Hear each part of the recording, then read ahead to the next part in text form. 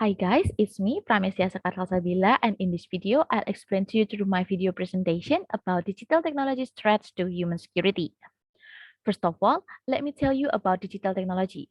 Digital technologies are increasingly central in people's lives as consumers, citizens, workers, entrepreneurs, and even in our personal relationship.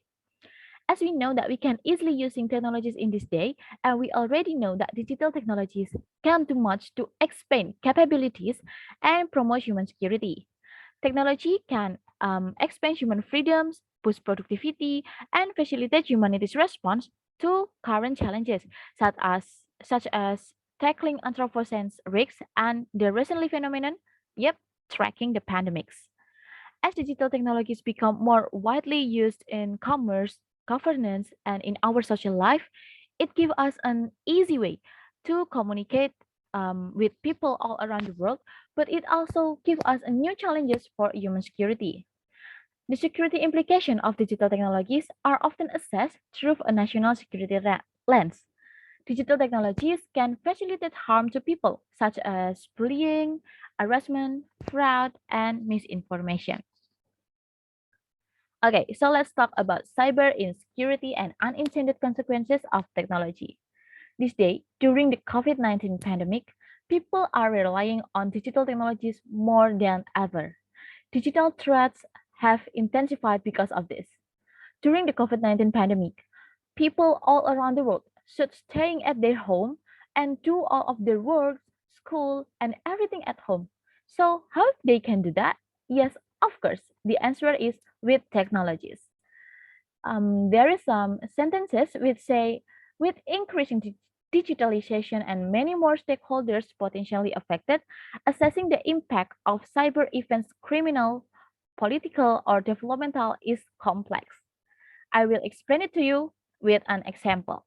So, for example, a hackers use a malware programs to compromise the network of a big corporation or an public institution in a country for supply chain attacks.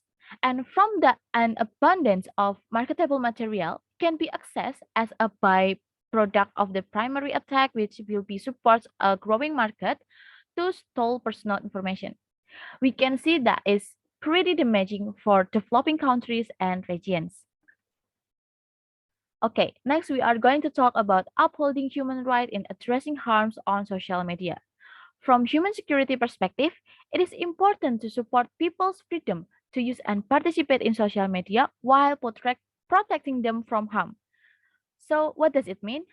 It means that it's really important to support people freedoms to use the social media, so people are free to access the social media to give their opinion or to promoting the issues that caused by technology using the social media while protecting them from harm. Even the political parties have their official account of social media to engage the disinformation through social media, but are also able to shape policy making and regulation related to disinformation. Social media are offers countless opportunities for political engagement, participation, and agency. But it is also can lift the voices of groups that are otherwise marginalized in public debate. They are online meeting platforms for citizens where the citizen can exercise their right to speak, their right to freedom, their expression through these online meeting platforms, petition or hashtag campaigns. Okay, for example, here is Estonia became the first country in this world to hold legally binding general accession over the internet in 2005. The Estonia government offered the e-residency, which is mean that a governmental issue, digital identity and status that provides access to Estonia business environment, allowing people to start and manage business from anywhere entirely online. It's really make us easier in expressing our expression, but at the same time, it can be threats to human security for individuals or groups. For the states or an instance, social media can facilitate the online child sexual exploitation, cyber-dependent crime, and also online radicalization. For the whole world, Social media can be used as a tool for terrorist propaganda coordination and recruitment. So, there are three important things for a durable A society according to Estonia e-governance. First, a unique mechanism for identifying all citizens based on an identity code. Second, citizens can relate themselves with repositories and services. Third, a system that permits the wise and meaningful utility of data. Okay, next we'll move on third point. It's about artificial intelligence based decision making can undermine human security. If an artificial intelligence are deployed correctly and with human-centric values at the core, AI can be vital tool in improving well-being.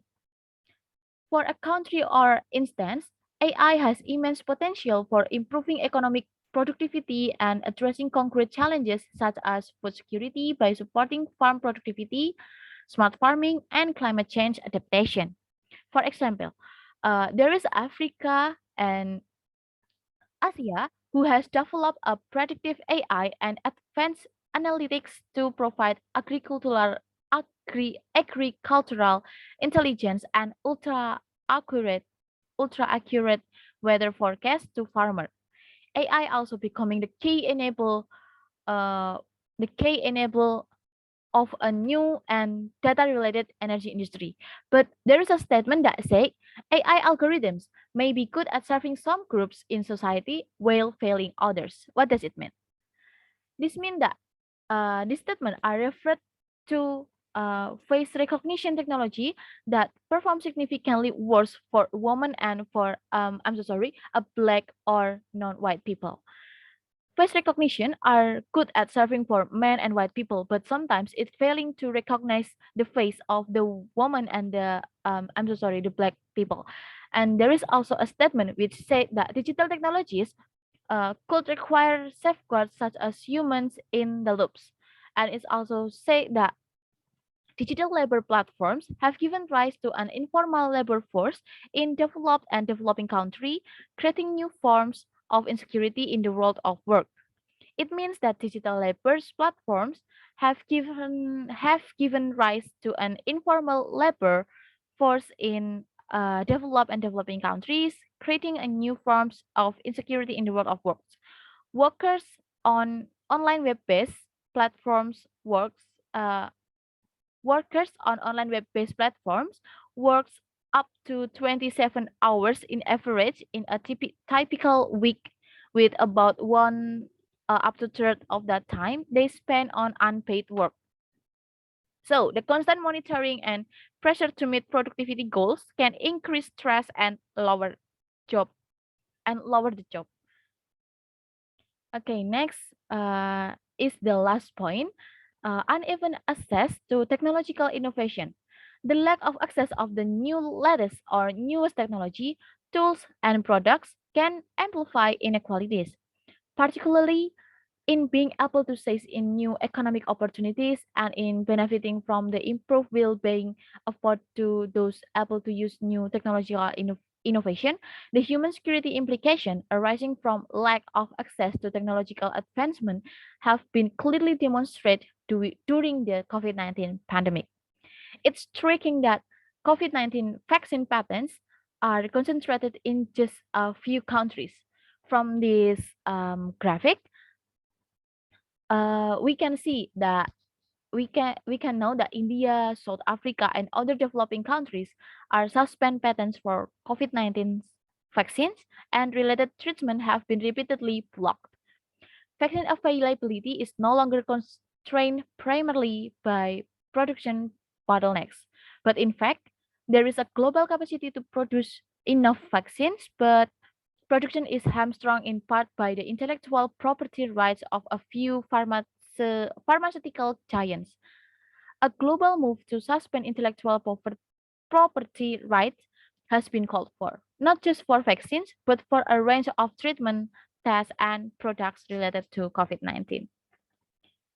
So, in conclusion, I could say that in many fields, digital technologies promise to expand capabilities and promote human security, but in another side, in the deep downside, it also poses new challenges for human security. As digital technologies become more widely adopted, a human security approach calls at attention to how technology can undermine people's well-being, rights, and capabilities. People are affected by cyber attacks targeting their information and the system they come to into contact with in everyday life. Measures to address cyber harms has that infringe on human rights and freedom diminish human security. The increasing use of algorithms is decision making can compound discrimination and foster precarious insecure working conditions. Uneven access to vital technologies such as COVID-19 vaccine can have far-reaching consequences for human security of both individuals and society more broadly. If the human security implication remain unaddressed, the technologies could fall short in their promise to expand human capabilities. So that's all my presentation. Hopefully it will help you know how digital technologies can giving a threat to human security. And thank you so much for your attention and bye bye.